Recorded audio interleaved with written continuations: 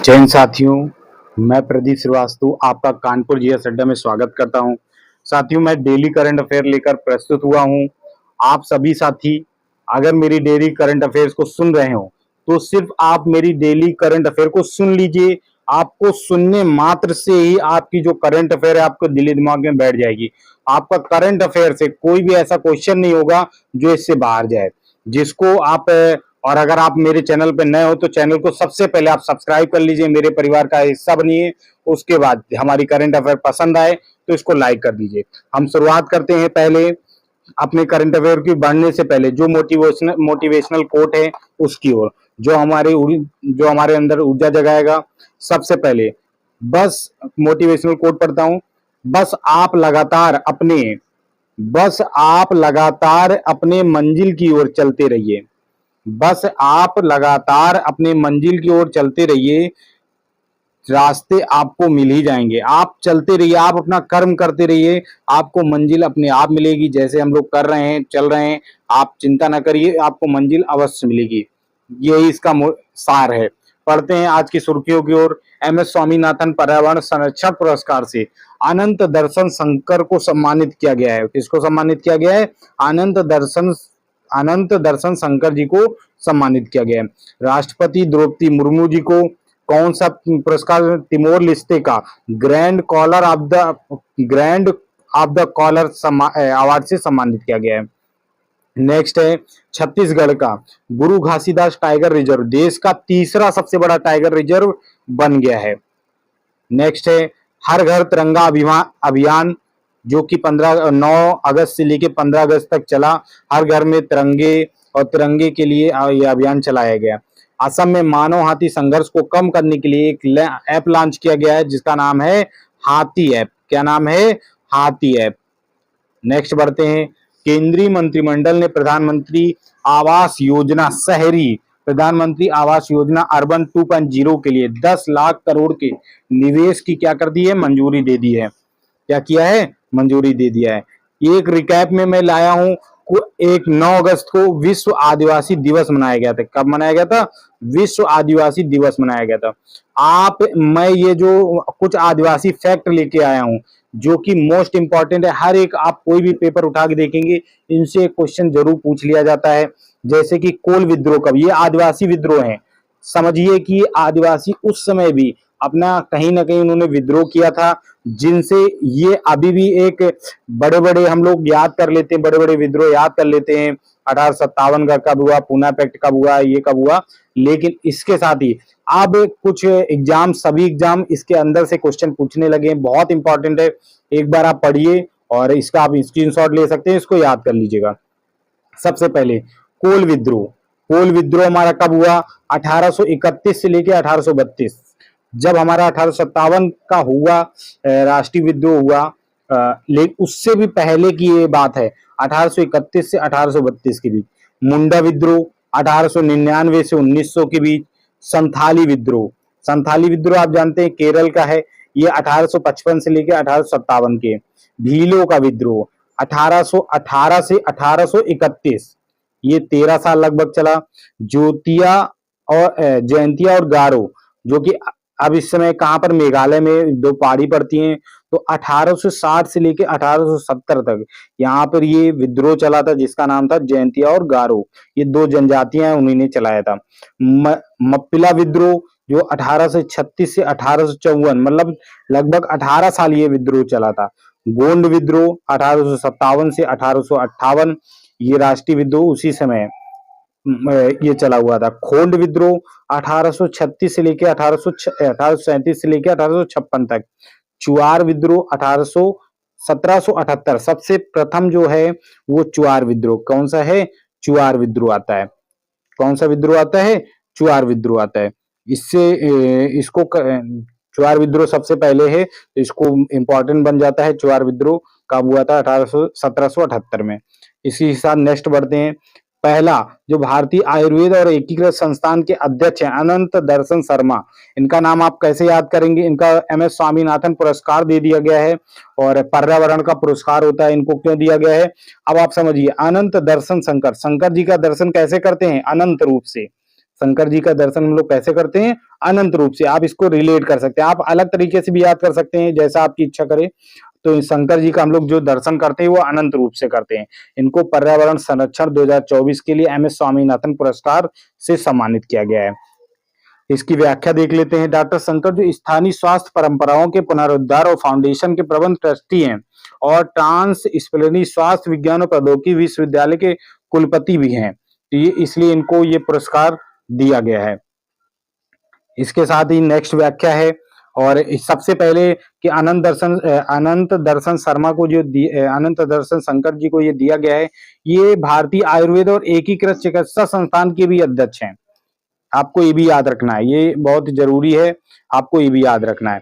और 1998 में 1998 में इनको नॉर्मन बारलोग पुरस्कार इनको दिया गया था। और 2011 में इनको पद्मश्री भी मिल चुका है। क्योंकि और जो नॉर्मन बारलोग हैं वो विश्व में हरित क्रांति के जो जनक हैं वो नॉर्मन बारलोग हैं। कौन है? नॉर्मन बारलोग। और भारत में एमएस स्वामीनाथन। इसीलिए पर्यावरण का जो पुरस्कार दिया गया है एमएस स्वामीनाथन का एक पुरस्कार ये शुरू दिया जाता है, जो कि इस बार किसको दिया गया है? अनंत दर्शन शंकर जी को, अनंत दर्शन शंकर को। और ये देता कौन है? इसमें ये भी इंपॉर्टेंट है कि कौन सदस्य देता है। देखो, मद्रास उच्च न्यायालय के न्यायमूर्ति सेंथल कुमार राममूर्ति और एमएस स्वामीनाथन रिसर्च फाउंडेशन के अध्यक्ष सौम्य स्वामीनाथन। सौम्य स्वामीनाथन आप जानते हैं एमएस स्वामीनाथन की बेटी ही है। इनको ही ये इनकी चयनकर्ता में इन्होंने ही चयन किया है और इनको प्रदान किया है इन्होंने। इसी के साथ नेक्स्ट क्वेश्चन पे आते हैं। हाल ही में तिमोर लेस्ते के सर्वोच्च नागरिक सम्मान ग्रैंड कॉलर ऑफ ऑर्डर से नरेंद्र मोदी जी को सम्मानित किया है। इस पर विचार करना है, क्या ये सही लिखा है कि गलत लिखा है? तो पहला जो है ये गलत है। इस बार तिमोर लेस्ते का जो ग्रैंड कॉलर पुरस्कार है वो नरेंद्र मोदी जी को नहीं, किसको दिया गया है? अपनी राष्ट्रपति द्रौपदी मुर्मू जी को। राष्ट्रपति द्रौपदी मुर्मू को। किसको? द्रौपदी मुर्मू को। ठीक है। और तिमोर लेस्ते के इस बार इन्होंने वहां पर 3 देशों की यात्रा भी की थी। और इनके जो राष्ट्रपति का नाम है वो जोस रामोस होर्टा। मैंने आपको पहले भी बताया था, जोस रामोस होर्टा। इन्होंने जो राष्ट्रपति हमारी द्रौपदी मुर्मू जी है वो 3 देशों की यात्रा पर गई थी। कौन कौन से देश थे? पहला नाम था फिजी। किसका नाम था? फिजी। दूसरा था न्यूजीलैंड, और तीसरा था तिमोर लेस्ते। तो फिजी के राष्ट्रपति आपको बताना है, हमने याद भी कराया था, ऋतु मेवा लिली के नाम से। उनका नाम क्या है? ऋतु मेवा लिली। मेवा बहुत खाते हैं ऋतु जी, वो फिजी के राष्ट्रपति। ये पूछा जा सकता है, 100% है कि ये क्वेश्चन आपको इससे जरूर मिलेगा। इसके साथ ही न्यूजीलैंड के जो राष्ट्रपति क्रिस्टोफर लक्सन, हमने बताया था ये क्रिस्टोफर जी लक्सन से नाते हैं, इसलिए इनका नाम न्यूजीलैंड के जो कीवी हैं, कीवी वहां के ऑस्ट्रेलिया एक पक्षी है जिसके नाम से इनको पुकारा जाता है। और इसके साथ ही तिमोर लेस्ते, जोस रामोस होर्टा। 3 राष्ट्रपति आपको ये इनके याद कर लें आने वाले समय में। वैसे तिमोर लेस्ते की जो राजधानी है वो क्या है? दिल्ली नहीं, दिल्ली, ओनली दिल्ली। ला हटा दोगे तो दिल्ली बन जाएगा, नहीं तो ये दिल्ली है। इसी के ये देखिए आगे दिया हुआ है, व्याख्या भी आप देख सकते हैं।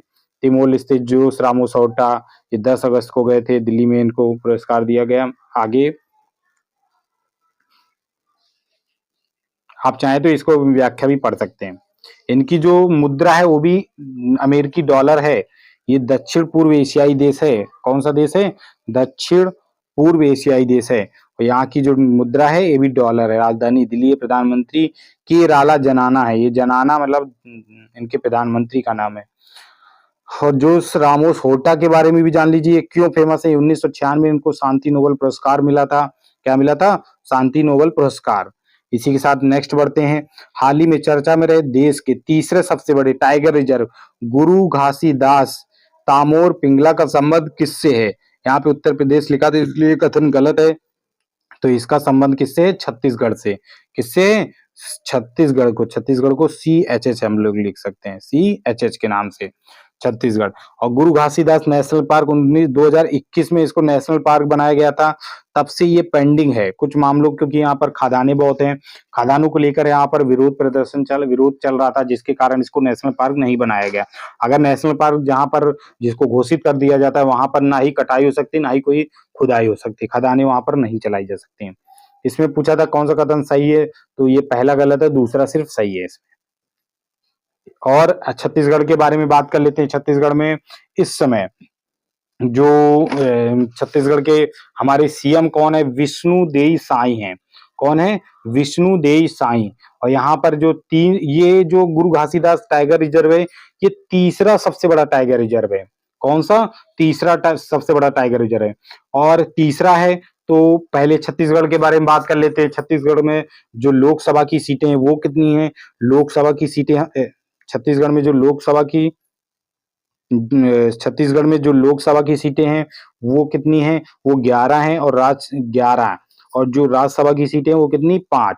ये 2021 में टाइगर रिजर्व बन गया था, लेकिन अभी इसको केंद्रीय मंत्रिमंडल ने और छत्तीसगढ़ के मंत्रिमंडल ने इसको मंजूरी दे दी है। मैंने बोला ये तीसरा सबसे बड़ा टाइगर रिजर्व है, तो इससे पहले पहला कौन है और दूसरा कौन है? तो पहले नंबर पे आता है आंध्र प्रदेश का नागार्जुन श्रीशैलम। नागार्जुन श्रीशैलम। नागार्जुन नागार्जुन श्रीशैलम, जिसका क्षेत्रफल कितना? 3296 3296.31 वर्ग किलोमीटर। 3296 का मतलब 32 तिहाई 96 होता है, आप इसको याद कर सकते हो। दूसरे नंबर पे आता है ये असम का है मानस, 2837 वर्ग किलोमीटर। 2837 वर्ग किलोमीटर इसका क्षेत्रफल है। तीसरे नंबर पे आता है अपना गुरु घासीदास। कौन सा? गुरु घासीदास, जिसके बारे में हम लोग बात कर रहे हैं। इसका क्या है? इसका याद रखना है 28 और 29, 28-29.31 वर्ग किलोमीटर है। और छत्तीसगढ़ में इसको ये 16 राज्यों से लेकर एमपी के जो 16 राज्य थे उनसे लेकर 2001 में इसको 26वां अपना राज्य बनाया गया था। और यहाँ पर कुल टाइगर रिजर्व कितने हैं? कुल टाइगर रिजर्व है 4। कितने हैं? 4। इसकी व्याख्या भी आपको आगे देखने को मिलेगी। गुरु घासीदास पिंगल टाइगर रिजर्व, ये देखिए, आप चाहे तो रोक कर इसको पढ़ सकते हैं। इसके साथ ही घर घर तिरंगा अभियान शुरू किया गया, जो कि 9 अगस्त से शुरू किया गया था लेके 15 तारीख तक। हर घर तिरंगा अभियान शुरू करने का जो उद्देश्य है कि अपने जो भी नवयुवक हैं उनके दिलों में अपने राष्ट्र के प्रति अच्छी श्रद्धा और जागृत कर सकें, जिससे वो राष्ट्र के प्रतीकों के प्रति अपना सर्वोच्च देने की कोशिश करें और उनका आदर करने की कोशिश करें, और अपने जो नैतिक कर्तव्य, नैतिक मूल्य हैं उन पर भी अपने वो विचार करें और उन पे अमल करने का पूरा प्रयास करें, और राष्ट्र ध्वज के प्रति अपना सम्मान जारी रखें। नेक्स्ट क्वेश्चन है, बढ़ते हैं। हाल ही में मानव हाथी संघर्ष को कम करने के लिए एक हाथी ऐप लॉन्च किया गया है। अब हाथी आप समझिए, हाथी सबसे ज्यादा इसमें कहाँ पाए जाते हैं? पहला तो केरल है और दूसरा असम। तो यहाँ पर केरल नहीं होगा, लेकिन ये किसने जारी किया है? असम ने। किसने जारी किया है? असम ने। असम का एक एनजीओ है जो अरण्यक नाम से, किसका नाम है? नॉन गवर्नमेंट जो ऑर्गेनाइजेशन है उसका एनजीओ बोलते हैं। ये गुवाहाटी में स्थित है और इसका नाम है अरण्यक। इसने ये इस ऐप को लॉन्च किया है। मानव हाथी संघर्ष, आप संघर्ष से मतलब समझिए कि मानव और हाथियों में संघर्ष कैसे होता है। जैसे अगर आप जंगल तरफ रह रहे हैं तो आपको डर रहेगा कि कहीं शेर ना आ जाए, वैसे इनको डर रहता है कहीं हाथी ना आ जाए। हाथी क्या करता है? अगर उनके घरों को सूंड के द्वारा उखाड़ के फेंक देता है, जिसके द्वारा इन लोगों ने क्या किया है, चारों तरफ एक बाड़ लगाते हैं, उसमें करंट लगा देते हैं। करंट से ये आती, करंट की चपेट में आकर इनकी मृत्यु हो जाती है। जिससे बचाने के लिए हम ये ऐप जो लॉन्च किया गया है, अगर ये ऐप क्या करेगा, सरकारी अधिकारी और सरकारी विभागों तक इसकी पहुंच होगी, तो कोई भी आदमी इस ऐप को इंस्टॉल कर सकता है। और अगर किसी भी जगह इसको हाथी को देखता है, किसी भी हाथी को, वो तुरंत उसमें डाल देता है कि सर यहाँ पर इस लोकेशन में हाथी को देखा गया है। तो वहां के जो भी अधिकारी होंगे तुरंत एक्टिव हो जाएंगे और उसको जान माल का और मृत्यु से बचाया जा सकता है। ये हाथी को बचाने के लिए बहुत ही अच्छा कदम उठाया गया है और अच्छा ऐप लॉन्च किया गया है।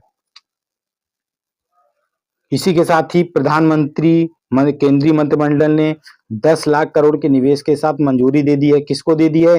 प्रधानमंत्री आवास योजना अर्बन 2.0 को। आप 25 जून 2015 को एक हमारी योजना लागू की गई थी, 25 जून 2015 को, कौन सी? प्रधानमंत्री आवास योजना, जो कि 31 दिसंबर 2024 तक चलनी है। लेकिन अब खत्म होने वाली थी, उससे पहले इन्होंने एक नई योजना 2.0 लॉन्च कर दी, प्रधानमंत्री आवास योजना। इसमें कितने का निवेश करने का अनुमान है? 10 लाख करोड़ रुपए का। और जो इसमें जो लक्ष्य तय किया गया है वो गरीबों को घर देने के लिए इसमें 2-3 प्रकार से कौन-कौन इसके 5 वर्ष की अवधि है, कौन-कौन इसकी हिस्सेदारी है, कौन-कौन इसके पात्र बन सकते हैं, उसके बारे में आपको बताया गया है। इसमें जो है लगभग 1 लाख 1 करोड़ परिवारों को ये घर देने के लिए बोला गया है। और इसमें लगभग जो 10 लाख करोड़ रुपए का होगा और 1 करोड़ घर बनाए जाएंगे। इसके पहले हम आपको इसमें 2-3 शब्द आए हैं। ईडब्ल्यूएस, आप जानते होंगे ईडब्ल्यूएस का मतलब। ईडब्ल्यूएस जो कॉन्स्टिट्यूशनल अमेंडमेंट हुआ 101 का कन्यादान जीएसटी के लिए था। ये 103 नंबर 103 103 संविधान संशोधन से आया था। इसके बाद है एलआईजी समूह। एलआईजी क्या होता है? Low income group. आपने बहुत सुना होगा, आसपास में देखा होगा, एलआईजी कॉलोनी है और एमआई कॉलोनी है। तो एलआईजी का मतलब लो इनकम ग्रुप। इसके बाद एमआईजी कॉलोनी होते हैं मीडियम इनकम ग्रुप। ये बहुत जरूरी है, आपको कहीं पर भी देखने को मिल सकता है। इसी के साथ ही दोस्तों आज यहीं तक हमारा करंट का जो भी सुर्खियां थी यहीं तक है।